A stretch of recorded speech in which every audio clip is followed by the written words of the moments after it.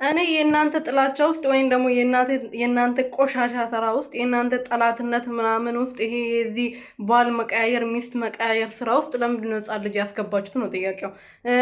ቡዜ ደግሞ ምንድነው ያለችው ዛሬ ልጇ ከጠፋባት ለምንድን ነው ህግ ቦታ ሄዳ ያልከሰሰችኝ? መጀመሪያ ቡዜ ጋ ነው ያለው አለችው። ቡዜ ጋ እኔ ቪዲዮ ሰርታለች ቡዜ ናት የወሰደችብኝ ብላ። ቀጣይ ላይ ደግሞ ሄርሜላ ልጁ አንቺ ጋ ነው ብላ ሰርታለች። ልጅ የጠፋባት እናት እንደዚህ ነች ወይ? ምንም ብንሆን እኛ መጥፎ ብንሆንም የልጁ ቤተሰብ ነን። ስለዚህ ልጁ ጠፍቶ እንዴት ነው እንደዚህ በቀላሉ ዝም ልንል የምንችለው ብላ መልሳለች። እና እኛም ብዙዎቻችን የተናገርነው ሩትዬ ልጇ ከጠፋባት ለምንድን ነው ቀጥታ ህግ ጋ ሄዳ ያልከሰሰችው? ለምን እስካሁን ድረስ ለምን ቁጭ አለች? ትናንትናም ተናግሬያለሁ፣ ከትናንትና ወዲያም ተናግሬያለሁ፣ ዛሬም ቪዲዮ ሰርቼ ተናግሬያለሁ። ለምንድን ነው ህግ ቦታ ያልሄደችው? ልጁ ከጠፋ ልጁ ህፃን ልጅ አይደለም፣ በዳዴ አይደለም ሄዶ የጠፋው አይደለም ሰው ካልወሰደው በስተቀር። ስለዚህ ሄዳ ለምንድን ነው ለህግ ያላመለከተችው?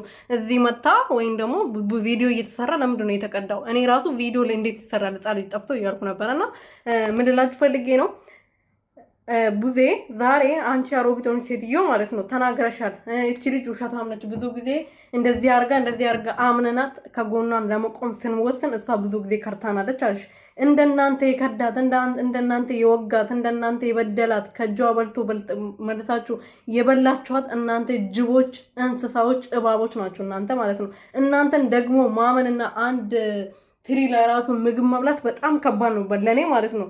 የምር እንደ ሩቲ ብትጎዱኝ እንደ ሩቲ ብሆን እኔ የሩቲ ቦታ ብሆን ከእናንተ ጋር እንኳን ምግብ ልበላ ወይም ደግሞ ላውራ ቅርና አንድ ቦታ አልቆምም። እናንተ ምክንያቱም ጠላቶቼ ናቸው። በምን ሰዓት እንደምትነክሱኝ አላውቅም። ሰላም ቤተሰቦቼ እንዴት ናችሁልኝ? እኔ ያለው እግዚአብሔር ይመስገን። ሰላማችሁ ብዘት ይበልልኝ። እንግዲህ ጨበሪያዋ ዛሬ ደግሞ ድምጿም አይሰማም ጫጫት ውስጥ ሆና የሆነ የእብደት ቦታ መስላ ሆና ቆማ ነው እያወራች የነበረውና ብቻ ያው ባዶ ሜዳ ላይ ብዙ ጊዜ ማውራት ስለምትወድ ብዬ ነውና እኔ ልጁን አልወሰድኩትም። ብዙዎቻችሁ ልጁን ወስዳችኋል እያላችሁኝ ነው።